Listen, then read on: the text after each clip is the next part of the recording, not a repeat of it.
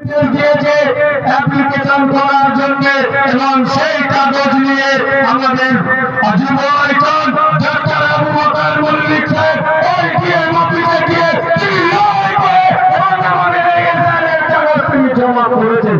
আমরা দেখেছি।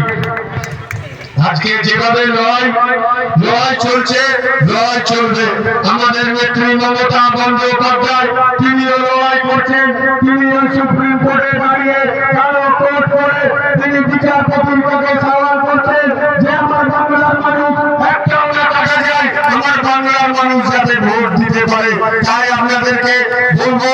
যারা ভাই কাকা কাকি যে যেখানে আছে, যারা আমার আওয়াজ যত দূর যাচ্ছে, যারা শুনতে পাচ্ছেন, আপনাদেরকে বলবো যাদের ভোট এখন পর্যন্ত ডিরেক্ট হয়নি তারা কিন্তু তারা বাইরে থাকুন, যেখানেই থাকুন, যাতে করে আসতে আসবেন, এসে আপনারা আপনাদের নিজেদের ভোটটা দেবেন, কারণ হচ্ছে এরা চক্রান্ত